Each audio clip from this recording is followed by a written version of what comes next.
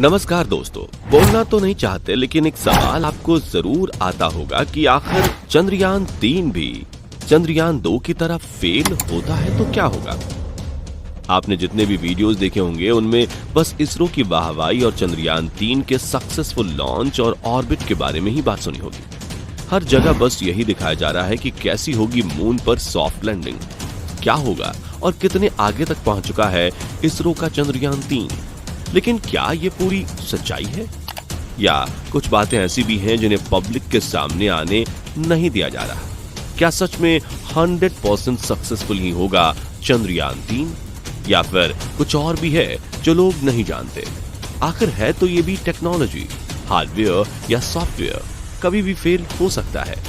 आपने भी कभी ना कभी अपने जीवन काल में यह अनुभव करा ही होगा कि कोई इलेक्ट्रॉनिक चीज चलते चलते एकदम अचानक से खराब हो गई, तो फिर धरती से 3,84,400 किलोमीटर की दूरी तक सब कुछ रिमोटली मैनेज करना इतना आसान बात तो है नहीं।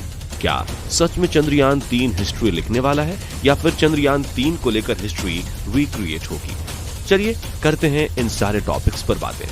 आज के इस वीडियो में हम आपको बताएंगे कि कैसे चंद्रयान 3 को लेकर इसरो के करंट चीफ एस सोमनाथ ने बताया कि किन किन परिस्थितियों में मिशन फेल हो सकता है। दोस्तों आपको पता ही होगा कि चंद्रयान 2 फेल क्यों हुआ था। जी हाँ, सॉफ्ट लैंडिंग फेल होने की वजह से। और आपको पता ही है कि दूध का जला छाछ को भी फूंक फूंक कर पीता है। इसके चलते इसरो ने चंद्रयान 3 मिशन के लिए बदलाव किया। दोस्तों आप हमारी चंद्रयान 3 में किए गए बदलाव वाली वीडियो जरूर देख लेना, जिसमें हमने आपसे डिटेल में बात की है कि इसरो ने कौन कौन से बदलाव किए हैं और क्या क्या नए अपडेट और अपग्रेड्स डाले हैं चंद्रयान 3 में। उसके बाद आपको आगे की कहानी जरूर समझ आ जाएगी। चलिए वीडियो में आगे बढ़ते हैं। चंद्रयान 2 के मिशन में एक चीज अच्छी हुई है, वो था उसके ऑर्बिटर का अब भी चांद का चक्कर लगाना, जिसे चंद्रयान 3 में इस्तेमाल किया जाने वाला है, क्योंकि ये अब भी सुरक्षित है और अगले 10 सालों तक इसरो के लिए चांद की डेटा भेजने वाला है। आज हर एक भारतीय चाहता है कि चंद्रयान 3 की सॉफ्ट लैंडिंग कराई जाए और भारत का सर गर्व से ऊंचा हो। लेकिन क्या चंद्रयान 3 के फेल होने की कोई गुंजाइश नहीं है, जैसा कि हर वीडियोस में दिखाया जा रहा है। दोस्तों चंद्रयान 3 में भी फेल होने की संभावनाएं हैं। हमने हाल ही में इसरो के चीफ एस सोमनाथ से बात की और पता चला कि चंद्रयान 3 के अगर सारे उद्देश्य पूरे नहीं हुए तो यह मिशन फेल हो सकता है। यानी कि इसरो इस मिशन को भी फेल्ड डिक्लेयर कर देगा अगर कुछ ऐसा हो जो प्लान नहीं किया गया है। चलते हैं उन पॉसिबिलिटीज की ओर कि आखिर क्यों चंद्रयान 3 भी फेल हो सकता है। Number 1, fail to soft landing. दोस्तों ये दहशत तो सबके मन में है कि अगर चंद्रयान 2 की तरह चंद्रयान 3 ही सॉफ्ट लैंडिंग नहीं कर पाता है तो क्या होगा। जिस जगह पे चंद्रयान 3 को उतरना है वहां बड़े बड़े क्रैटर और पहाड़ हैं और लाइट बिल्कुल भी नहीं है, तो मुमकिन है कि सॉफ्ट लैंडिंग हो ही ना पाए। दोस्तों देखा जाए तो चंद्रयान 2 चांद तक तो आराम से पहुंच गया और उसमें कोई दिक्कत भी नहीं आई। बस अंत में हुआ सॉफ्ट लैंडिंग की जगह से क्रैश। जब कोई स्पेस क्राफ्ट की लैंडिंग करनी हो तो उसकी बड़ी स्पीड कम करना जरूरी है। उसके लिए उस पर लगे सेंट्रीफ्यूगल फोर्स को कम करना जरूरी है। चंद्रयान 2 काफी तेजी से चांद की परिक्रमा कर रहा था क्योंकि सेंट्रीफ्यूगल फोर्स ज्यादा था। स्पीड कम करने के लिए उसे चांद के ऑर्बिट में गोल गोल घूमना था, जिस वजह से वो चांद के ऑर्बिट को ग्रेविटी की वजह से छोड़कर ना जाए। लैंडर विक्रम की स्पीड थी 6000 किलोमीटर प्रति घंटा और वो चांद की सतह से 30 किलोमीटर ऊपर था। जब स्पीड कम होगी तो सेंट्रीफ्यूगल फोर्स भी कम हो गया और लैंडर मून की ओर खींचा चला जाएगा मून की ग्रेविटी की वजह से। यही करना था इसरो को। अगर स्पीड काफी कम हो जाए तो क्रैश लैंडिंग हो सकती है, लेकिन सॉफ्ट लैंडिंग के लिए काफी सारे कैलकुलेशंस भी करने जरूरी है। ये एक जटिल प्रक्रिया थी क्योंकि कोई भी गलती हो तो धड़ाम से ये क्रैश कर सकता था। चंद्रयान 2 एक अनमैन्ड मिशन था, इसलिए सारा कंट्रोल एक सॉफ्टवेयर के पास था। इसरो धरती से कमांड तो कर सकता था, लेकिन सिग्नल लैग यानी कि डिले हो तो गड़बड़ी हो सकती थी। इसलिए ऐसा नहीं किया गया ताकि एक्सीडेंट को रोका जा सके। लेकिन फिर भी चंद्रयान 2 के साथ दुर्घटना हो ही गई। अब इंतजार है चंद्रयान 3 के सफल सॉफ्ट लैंडिंग का, क्योंकि ये सब होने वाला है मून की डार्क साइड या कहो फार साइड पे। चांद की उस सतह यानी कि साउथ पोल में चंद्रयान 3 को उतरना काफी मुश्किल होगा। अगर इतिहास अपने आप को दोहराता है तो ये हो सकता है कि मून 3 मिशन के फेल होने का ये एक कारण है। Number 2, return to earth. जी हाँ दोस्तों, आपने बिल्कुल ही सही सुना।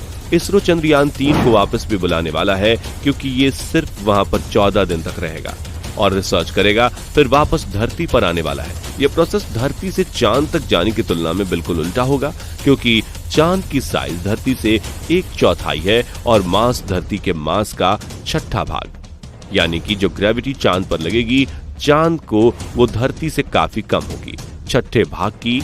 इसलिए सॉफ्टवेयर को मानो बिल्कुल ही उल्टा काम करके थ्रस्टर्स को कमांड्स देने होंगे।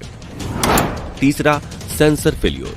दोस्तों, पिछले 2 कारणों की वजह से इतनी चिंता नहीं है जितनी चिंता इस एक वजह से है, क्योंकि इसरो ने काफी सारे बदलाव और अपग्रेड्स किए और टेक्नोलॉजी और स्ट्रक्चर को इंप्रूव किया, लेकिन सेंसर्स की खराबी प्रॉब्लम बढ़ा सकती है। इसरो के चीफ एस सोमनाथ ने बताया कि भले ही चंद्रयान 3 सॉफ्ट लैंडिंग करने में सफल हो जाए और लैंडर विक्रम चांद पर आराम से उतर जाए, लेकिन एक चीज का जो डर है और वो है कि कहीं सेंसर्स काम करना ना बंद कर दें। उन्होंने ये भी बताया कि अगर सॉफ्ट लैंडिंग से पहले ही सेंसर्स ने काम करना बंद कर दिया तो भी लैंडर विक्रम सॉफ्ट लैंडिंग तो करेगा।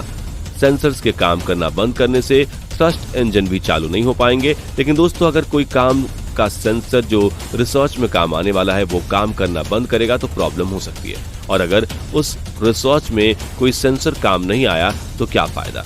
इसलिए तो मिशन को फेल घोषित कर दिया जाएगा। अब बात करते हैं चंद्रयान 3 मिशन भी फेल हुआ तो क्या होगा।